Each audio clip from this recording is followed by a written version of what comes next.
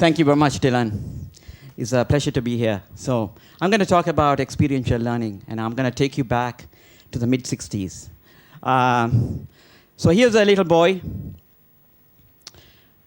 in whose house all the furniture was custom-made. Today you'll think, it's very expensive to get custom-made furniture done. But at that time, custom-made furniture was the cheapest way to go. So there was a carpenter who would come to this little boy's house, and he would make different things, beds, tables, wardrobes, whatever the father wanted in that house. And this little boy would go watch this carpenter make these different things. He would go ask the carpenter, why he would do certain things a certain way. And he learned a lot from that. And carpenter goes home at 5 in the evening, leaves all his tools in his father's house, and for this boy, it becomes his playground. He uses saws, chisels, makes his own stuff. And here are some of the stuff that he made. Safety was self-taught. This is experiential learning. You watch someone do something, and then you start doing it. This is learning by doing. This is something which is very important today. It's nothing new, but something very important today. I'll tell you why later on. So here's something that he and his friends used to have fun. They spent a lot of time using this device. Today it's called a nerve tester, but it's a motor skill tester. So you see this ring, you take this ring through. I'm pretty sure some of you here have used this before. Take this ring through, and if the ring touches the maze, that bulb lights up, means that's the end of your turn. So it's the next person's turn. Today when you play video games, you have a level 1, level 2, and so on. He had the same thing, which is level 1, level 2, by using different sizes of rings. So it became the task became more difficult to do. So that's a level 1, level 2. Exactly, it's the same thing that goes on today. By the way, before I go on, I want to tell you, you're looking at a bigger and older version of that little boy. I've had the experience of learning things by watching people. In that day and time, we had books that were very expensive. We didn't have any TV at home. We didn't have any of the things that you have today, iPods, iPhones, iPads. And there was no one to say, I paid. And there weren't any e-things. We didn't have any, e-books, e-copies, e-banking. We didn't have any of that. All we had were books. And books were expensive. So for us to get the information was very difficult. You think today getting music is very easy. Getting music was very difficult at that time. So where did we get all the information? We had to get all the information from our teachers, from our parents, and our friends. I've been very lucky to have had some fascinating teachers. I learned a lot from them. But at the same time, I had some weaker teachers as well. And I learned a lot from those weaker teachers. I learned how not to teach. Today I teach. I learned how not to teach. This is something you got to know. If you don't know how not to teach, you will never know how to teach.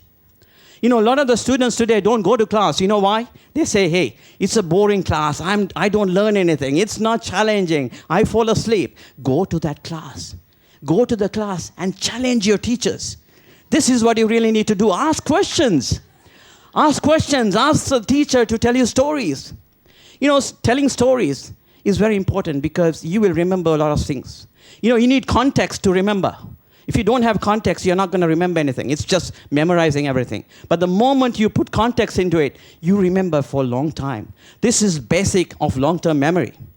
So go to those classes that are very boring. Make sure you ask good questions.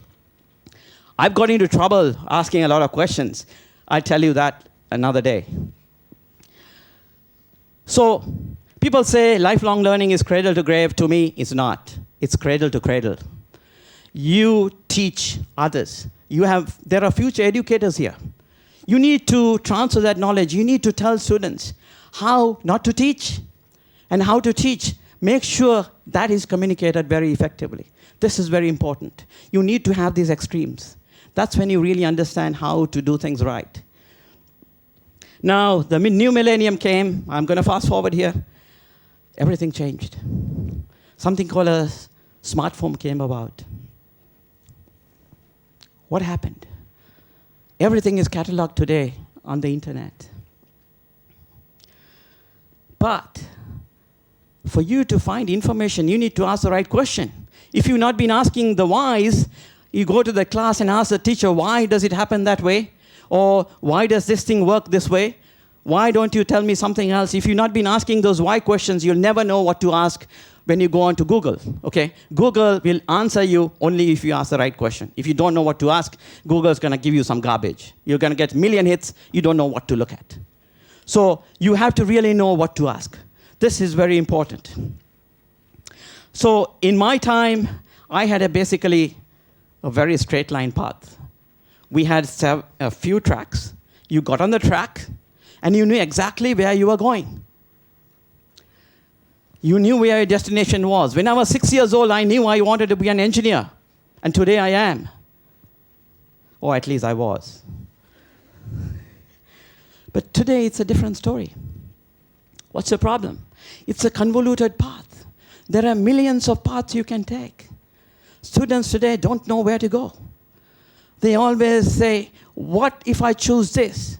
What if I make the wrong decision? What if I go this way? What if I do this? This is like, putting a wide-angle lens on a camera. You're seeing so many things, but you need to focus. What I tell my students is, doesn't matter, forget the what if. You ask yourself and do what you really like to do. This is the most important thing. If you do what you like to do, you'll be the best at it. Once you're the best at it, there's going to be no one else who can do what you can do. So be motivated. Get that best thing done. This is what's important. So to do that, we need some creativity. Now, what's happened today? One of the biggest problems is people don't have time. Why? Because of this smart device that you have. You're always looking at it. You walk like this. Get into an MTR, get into a bus, everyone's like this. You don't see anyone looking at each other. There's no time for any creativity. But there's still one place where you can have creativity. You know where? It's in the shower. Every time you take a shower, you have these brilliant ideas come and go, come and go, come and go, come and go, okay? These are like this monkey jumping from one branch to another, okay? Because these are just circling in and out, in and out, in and out. You need to hold on to some of these brilliant ideas that you get and work on it. This is one important thing. But something else is happening today, You know what? Manufacturers today are coming out with waterproof phones. And these people are now taking the waterproof phone into the shower. Can you believe it? It's unbelievable. You don't have any time. You need to make that time. So, they say there are 4 pillars of learning. Learning to know, learn to do, learn to be, learn to live together. Look at this very carefully, okay? They say it's 4 pillars. For me, it's not really pillars. To me, it's a hierarchy. It doesn't matter. Focus on the 4. These 4 things basically refer to yourself, to myself, okay? To each one. That's what it refers to. When you're doing everything for yourself, you lose the brilliance of that. You need to look at the other person as well. You need to really inspire others. You need to think about the others. This is something that is very important that you need to do. So when you start bringing the other person into the picture, whoever it may be, then life changes. You see how happy someone is when you have delivered something to that person which is meaningful to that person. So I said ask those why questions. You see, you begins with a why. So you need to have someone else. You learn by doing and help someone else in that process. This is something that you really need to do. I teach this course called Design Thinking, which is a very, very hot topic today, with one of the finest academic institutions in China, where we take 20 students from the Hong Kong University of Science and Technology, 20 students, technology, science, and business students, and put them together with 20 arts and design students. You know what happens the first few days? They don't know how to talk to each other. Imagine, technology, scientists, how can they talk with artists and designers? No way. And they got to talk with them for 8 hours. What are they going to talk with? Nothing to talk with. They look the other way. But after like 3 days, they realize how to communicate. They realize how to do things together. They become a team. And they come up with brilliant stuff. I'm really lucky to be teaching this course. And here's one example of that. So we were doing a project for the elderly people. Now, the elderly people are people who have been put away. And you know why they've been put away? Because when you're around 30 or 40 years of age, your parents don't listen to you, your children don't listen to you, and your spouse doesn't listen to you. And you begin to wonder, what the hell am I doing in this world? You know? And then you start putting away each one. It's like, okay, parents, you're going to go to this elderly home, you're going to stay there so that you listen to them. So we've gone to some of these elderly care centers and talked to these people. They're very sad. They have no one to communicate. You know, you say, what about your kids? Oh, the kids don't have time. I call them, they're not available. They say, I'll call you back later. And hang up, never calls back later. So they basically live a very, very pathetic life. So we said, okay, we got to do something for these people. So here's a device that this particular group built. There are two of these devices, one in the son's or daughter's home, and one in the parents' care center, daycare center, wherever it is. And what really happens is, you know, it's very simple, but there's a lot of technology built into that. You just press a button, and you record a message. And these are gold petals, by the way. These will bloom just like a flower whenever there is a message. These petals will bloom. So once it blooms, the son or daughter comes home, they see this has bloomed, which means there's a message, listen to the message, and reply that message. They press a button and reply that message. We said, hey, this is the technology. What have we done? You know, this is not good enough. You need to have that emotion built into this. So that's what you see on the right side there, which is a screen. What does a screen do? The screen has a picture of their parents. So what happens? Sons or daughters, they go out partying, come back late. It's like, okay, I'll reply that message later on. Okay, go to sleep. Early morning, they're late to work because they had a late night. You know, get up, rush to work. Now didn't reply the message. This kind of cycle goes on. After a few days, what happens is on that display, you know, where they had the parents' picture, would gradually fade until it goes off, becomes black. What does that imply? Your parents have passed away. You know, you sense the feeling of loss. You sense that, hey, I'm not doing this right. Something is wrong. I need to pay attention to my parents. I need to spend and communicate with my parents. So this is where you bring in emotion. So this is doing and helping someone else, you know, improve their life. This is making impact with experiential learning. And before I close, I want to tell you another story. I told you a story about a little boy, which you are seeing right now, but I'm going to tell a story about a little girl. So there was this mother and father and this daughter of theirs. And so the mother gave a painting to the daughter. And the daughter looked at it and said, what is this? This is crap. And the mother was like, all right, you go first find out how much this is worth before you trash this.